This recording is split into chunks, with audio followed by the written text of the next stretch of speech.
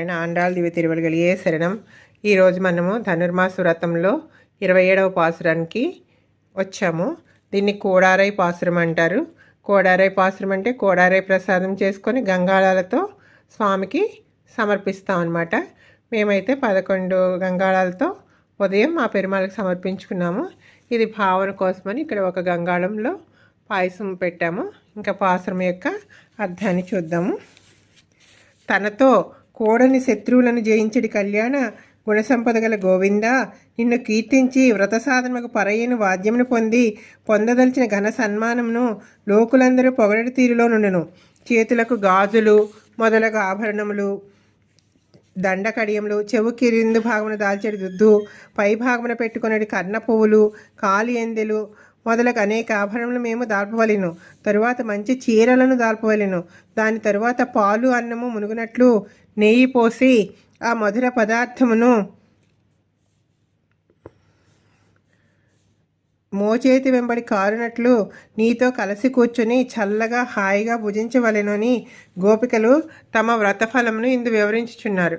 అందుకే ఇక్కడ ఈ రోజున నగలు, చెవిదిద్దులు అవిగోండి, మెడలో దాల్చే ఆభరణములు, వస్త్రములు అన్నీ ఏర్పాటు చేశాము. ఇక్కడ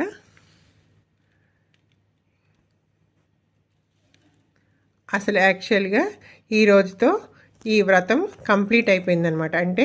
అంటే రెండవ పాసురంలో వయ్యెత్తు వాల్వీరుగాల పాసురంలో అమ్మ చెప్తుంది కదా, మేము కాటుక దాల్చము, పువ్వులను ముడుచుకొనము, ఆభరణం దాల్చమని. అంటే మరి వ్రతం కంప్లీట్ అవ్వకుండా ఇవన్నీ దాల్చకూడదు కదా. అంటే ఈరోజు ఈ వస్తువులన్నీ అలంకారాలు చేసుకున్నారంటే కన్నయ్య వచ్చి స్వయంగా వారికి అలంకరించాడు.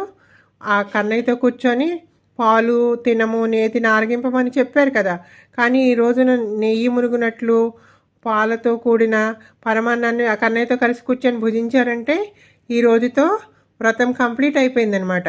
కాకపోతే రేపు చల్దులు ఆరగించడం చెప్పి సిత్తం సిరికాలే వంగ కడైల పాసురాల్లో 29, 30 పాసురాల్లో అంటే దాన్ని వ్రత ఫలితం చెప్తున్నారు. అంటే ఈ ధనుర్మాస వ్రత ఫలశ్రుతి అనమాట.